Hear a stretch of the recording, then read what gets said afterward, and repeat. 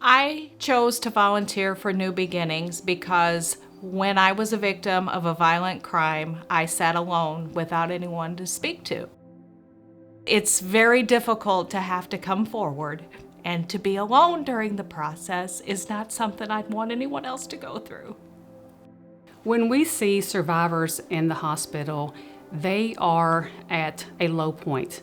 If we can do anything that we can to get them through that process, to make them more comfortable, to let them know that there are resources out there, that there are people out there that care about them, that we can make the difference for them, I think that that is the most rewarding thing of all that we can do.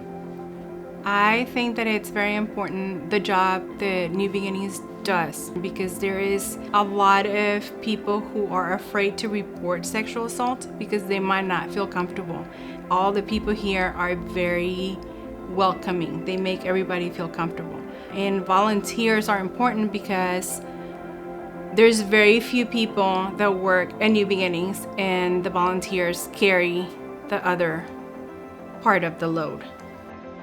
New Beginnings was founded by volunteers over 40 years ago, and they recognized the need then for our survivors of sexual assault, and that need hasn't changed. We still need those volunteers probably more than ever to take those crisis calls, to be there as an advocate for our survivors, and to let them know that they're not alone in the process. It's not an easy thing to do.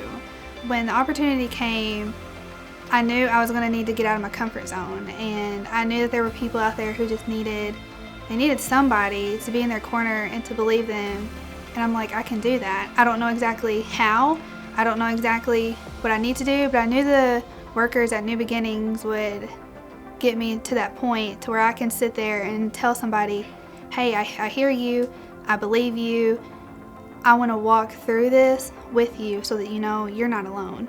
I continue to volunteer because I've been through this myself, and also to prove to my little sister that we are someone's voice even when we don't feel like we're someone's voice. Sexual assault is still a topic that a lot of people don't like talking about in our community, and whether people want to admit it or not, it's here and it happens a lot, and until we can get the community and volunteers widely involved in our mission, that's what's really going to help our fight to end sexual violence.